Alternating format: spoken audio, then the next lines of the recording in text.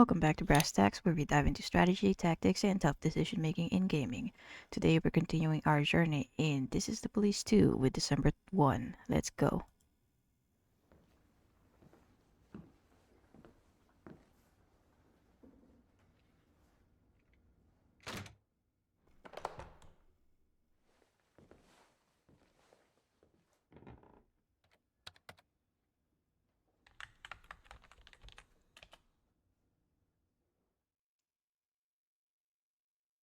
Liam Elmore Henderson, Army Colonel, retired, 52. Status at large suspect in multiple crimes but no concrete evidence or testimony.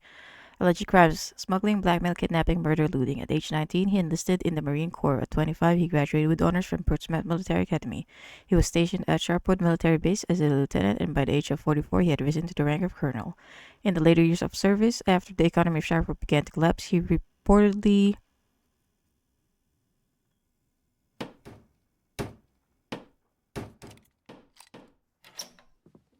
Time for hot chocolate. Don't pay any attention to me. I'll evaporate in a second. Who are you? I'm Sean Moreno, secretary and dispatcher, office manager, sometimes even the plumber. I have a very wide range of responsibilities. It's easier to say what I don't do. What, and delivering hot chocolate to the offices? Is that one of your duties? No. Well, not usually.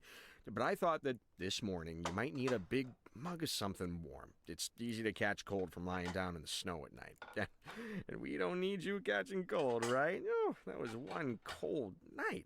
No, if you ask me, all nights are cold. What are you talking about? Here, hot chocolate with maple syrup, red pepper, and herbs. I should think I can manage to make this drink. You can't survive in Sharpwood without it. But I won't give you the exact recipe. Don't even ask. I didn't know what kind of cupcakes you like, so I brought a few. There's more chocolate in this one, less in this one, and there's no chocolate at all in this one. But there's little nuts. Very tasty, but they get stuck in your teeth, so be careful. Oh, yes, and your revolver. I cleaned it up. Shines like new. If you need any bullets for it, Mr. Boyd, just... Who are you? Like I said, Mr. Boyd, I have a wide range of responsibilities. Secretary, dispatcher, manager, plumber, and Colonel Henderson's bitch? That about right, you fuck? That about it for your responsibilities? Think you can come into my office like that and call me Mr. Boyd, you fucking piece of shit?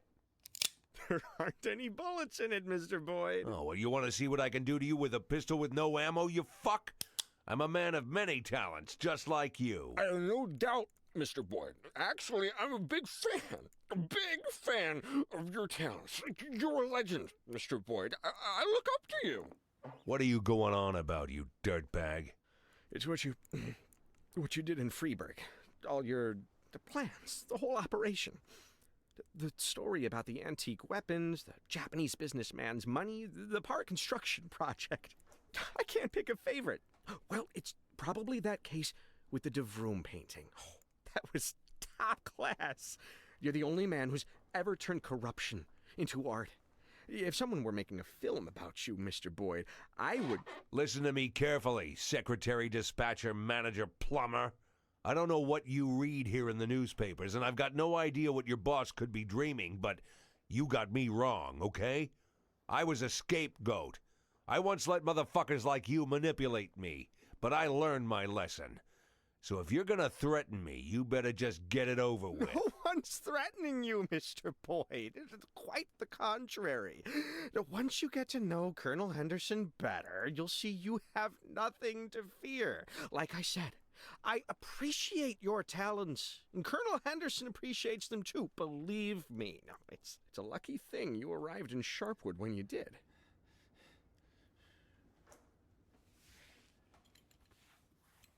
The key you used to open my office. Leave it and go. You do know that I have copies, right? I could make 100 more. I said leave the key and go. If I see you in my office again, you will drown in a mug of hot chocolate. I promise you that.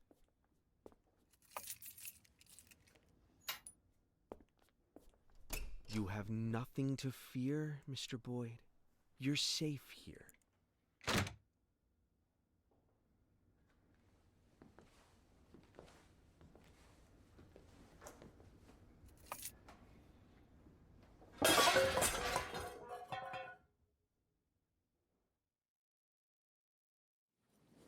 Alright.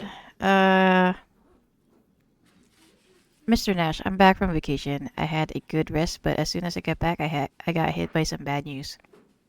Oh, it's Percy. Some scumball desecrated my brother's grave in Freeburg. Oh, Percy and Freeburg died? My parents called in tears. They don't understand who could have done this. After all, Salik was a great guy. A hero cop. He died in service saving people. Everyone loved him. I want to go and reassure my folks and sort out the grave. Can you let me go? Fine, but I have a request. If you're going to Freeburg, bring me some fresh newspapers from there, alright? No problem. Thanks, Mr. Nash. Dulce didn't come into work. Of course he didn't. Luna didn't come in. Of course she didn't. Springer is back. Nash, Plainview is back. I'm not reading that. I'm just gonna say no. Not reading that. Just saying no. Alright. I'm gonna assign people that I wouldn't mind taking into an assault with batons. You can get a taser. You can get a shocker. You can get pepper spray. Baton for you. Baton. No. Can you even go on assault? Never mind. Baton for you. Baton for you. And baton for you. Pepper spray. Pepper spray. Pepper spray. Then stun grenades.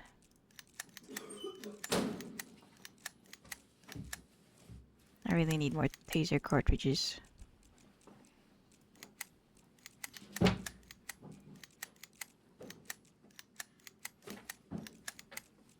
I really need a lot more of everything, to be honest.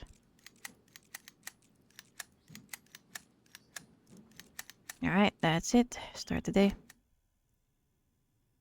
Okay, secrets of the swollen faces. Age, you can investigate that. The woman in the white coat.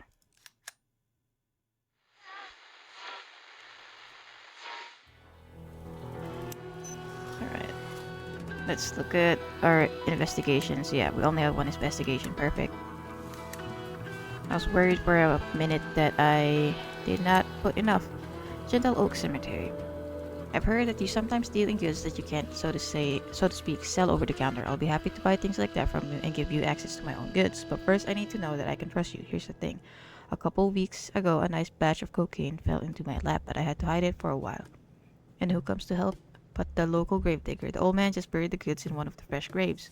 The problem is that same night, the old drunk choked on his own vomit before he could tell me which grave he buried the cocaine in.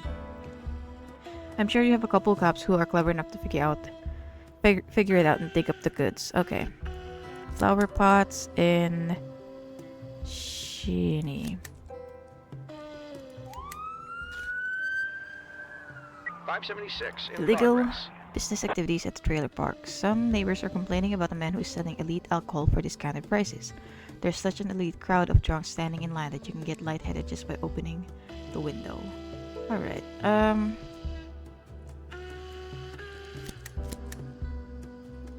Alright, this should be fine. 516 Do not get in an accident, Springer, for the love of God. Oh, disorderly conduct at the Volva drugstore. A young woman claims that she was given the wrong medicine and is fighting with the pharmacist. Eyewitnesses report that she climbed over to the counter side, to the other side of the counter and is rummaging around in boxes searching for the right pills. Alright. Oh, you only need like one person. Okay, let's send Guildenstern instead.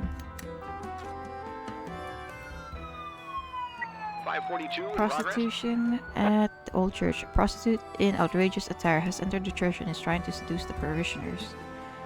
Is this even real? I don't think that's real. I think that's fake. Mr. Nash, it's done. It wasn't hard to find the right grave. The gravedigger left a mark on the gravestone. Apparently, even he understood that you can't trust a drunkard's memory.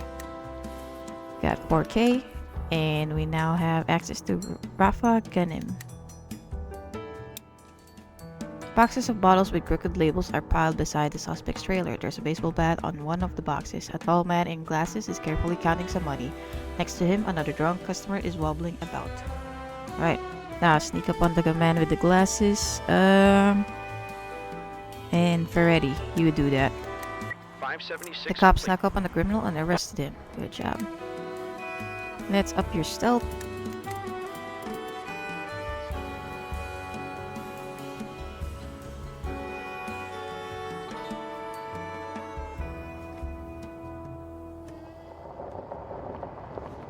All I wanted was a mild sedative, but I took one pill and it knocked me out. The woman says tablets from an open pill bottle have spilled all over the floor of the pharmacy. Okay, ask the woman about her illness. Do you have a medical degree? The woman answers arrogantly as she continues to search the pharmacist's box.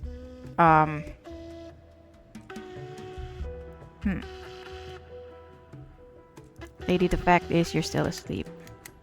516 complete. Whoa!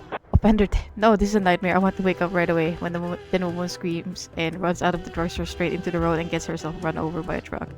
Jeez. Alright. Let's increase your stealth.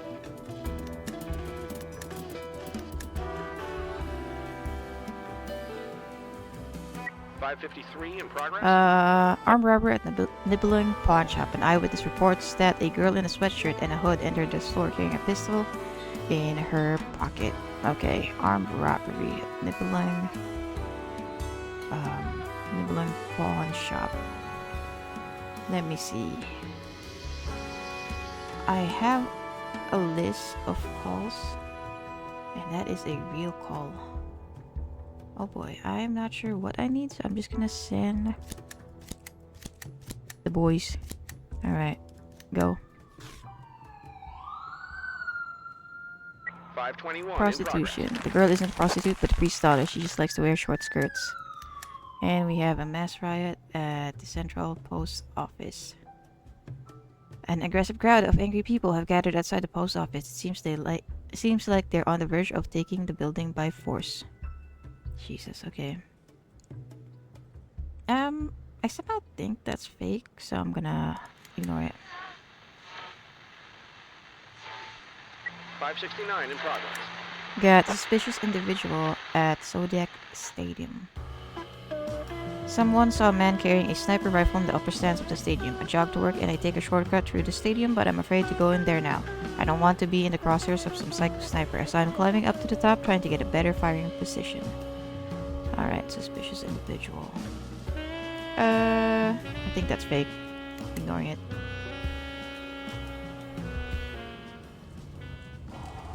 The dim light of a single bulb flickers across the pawn shop's low ceiling. A girl in a hood is holding a gun on the pawn shop's cashier, demanding the return of her mother's necklace. The girl is still holding the weapon in her pocket, and only its outline is visible. It looks to be a small caliber revolver. Alright. Taser her. Zap. 553 Cops downed the complete. girl with a taser shot. She didn't have a revolver in her pocket. She was just holding her fingers in the shape of a gun. Jewelry at the crime scene. Up your negotiation. I'm gonna up your stealth. Alright.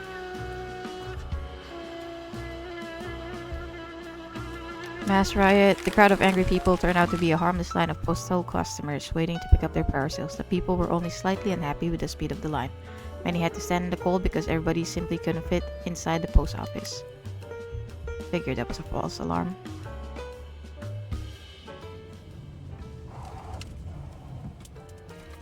.515 in progress. Carjacking at Mr. Roger Lennington's gas station. While his driver was on the toilet, two teenagers jumped into the cab of a refueling garbage truck and drove off.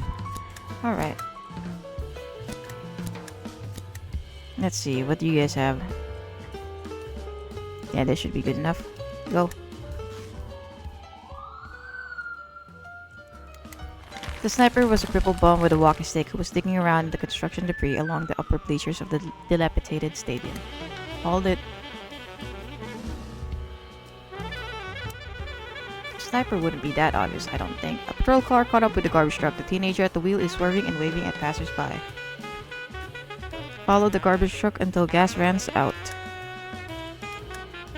The garbage truck runs out of fuel and the engine dies. The teenagers jump out of a cab and run into the narrow alley.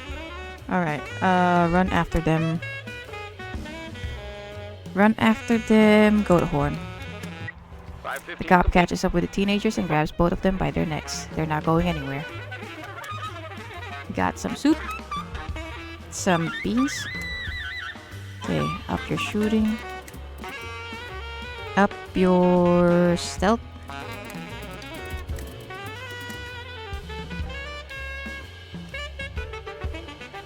Right, go home gets to go home tomorrow. No work for Goathorn tomorrow.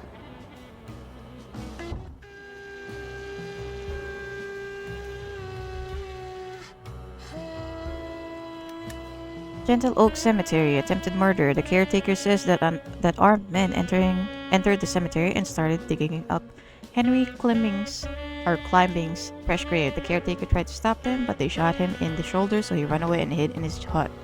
Judging from how the call ended, the locked door wasn't going to keep the criminals out forever. But the caretaker managed to report that, judging by the conversations he had heard, the criminals were going to dig up the body of the deceased and take it to their customer, who had a score to settle with Climbing, even after he's dead. Okay. Nakip, we're ready. Guildenstern. Spurlock if you're gonna go. Muradin and Randon. Plus our sniper. Okay, Spurlock's not going. Muradin, Randon, Fletcher with Duval. Y'all go.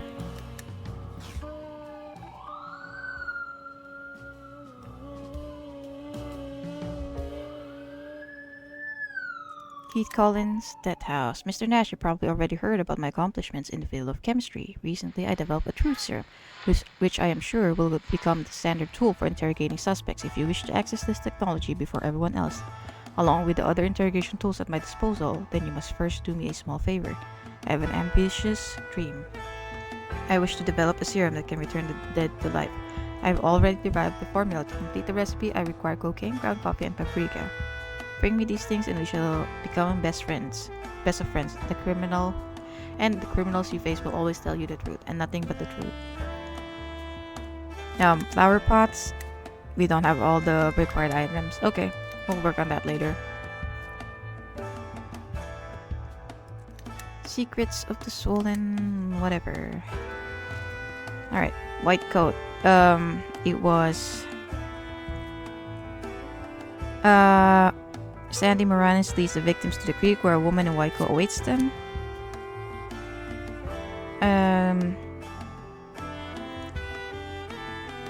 A woman in a white coat flutters some brown powder from a leather pouch into the air. A woman in a white coat gives the victims wooden bowls. Oh, no. It was bowls first and then... Because they already have bowls here. And then she throws the powder up.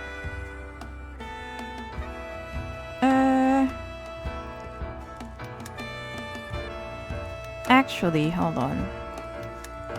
No, these moved down because the shackles weren't on their hands anymore in those images. And then they drink from the creek. Head of the pagan woodsman gang, she killed a woman, sacrificing them to the forest spirits. Margaret Olson. Let's indict her. Do you really want to press charges for the suspect? Yes, I do. And that's also an assault. Alright, let's have, Man, this is gonna be tough. Titus Musica Birch. Actually, Spurlock can come here now. Spurlock. Titus Musica Birch, Climsy, and Jacob. Oh, what if I just leave that for tomorrow? Yeah, I'll just leave it for tomorrow since that's a lot. We'll just do one assault. Cops arrive at the scene. Alan Spoon, photographer. I was taking pictures of the gravestones when something unusual came into the frame. Ralph Herman, alcoholic. I like to drink in peace, and there's no place more peaceful than a cemetery. And Esther Fowler, the widow. I go to the cemetery every day, and today I noticed some strange men there. We don't have leather boots. I'm the best photographer in Sharpwood. I can take a mugshot that you'd want hanging in your living room. At the cemetery, I'm shooting my new project. The sky is the color of the soil. This time, I'm hoping to exhibit at the new Atticus Gallery in Freeburg. For a good shot, I'll climb through the snow or crawl through the mud, even wading to a swamp ankle deep. I don't like to complain, but sometimes I spend all day in wet shoes, taking some picturesque landscapes, and then I have a runny nose for a whole week. Good shoes are always hard to find, so if you get me a few pairs, then I'll show you all my pictures from the cemetery, even the discards. Now we don't have razors either. For all my years, I still can't imagine why people are afraid of cemeteries. I've never heard of a dead man offending anyone. We should be afraid of the living, yes, but not the dead. So I mind my own business. Drinking in the cemetery, I sit there all quiet and peaceful. The drink keeps me warm, and I look at all the crosses, and I feel like if I died right now, I'd die happy. But so long as I'm alive, I've got problems. I don't have any troubles with my beard, but my hair grows so thin on my head. I like to keep it shaved, but the regular blades you get around here are shit. Last time I shaved, I almost scalped myself with my knife. I tell you everything you want to know about the cemetery, just find me razor blades, okay? We do have marijuana. Okay, we can trade with her. My husband died 3 months ago. He was coming back from a business trip late at night, lost control of the wheel, and drove off the road. He always went away on business, and I always asked him not to drive back but late at night, but he didn't listen. I want to hurry back and see you, and motels are not cheap. We had a little tradition. When he returned home from his trips, he'd bring a little grass with him, and we'd sit down on the porch the same night, smoking and laughing, and then we'd go to bed. I don't even know where he got his pot, and there's no way I'll find out now. But I know one thing for sure. He'd like it if I had come light a joint for him at the cemetery one last time, so he knows he's got back home. If you help me with this, with the marijuana, then I'll tell you what happened today at the cemetery. Sure. My husband liked fire, liked watching things burn. I think that's why he liked smoking, and of course he wanted to be cremated, so every day after the funeral I visited him where they kept the ashes. But today I couldn't get it, and some men were sitting at the entrance doing something. I asked what was going on, but they rudely told me that the area was closed for renovations. But I don't think these pistol-toting workers were there to renovate anything. Alright.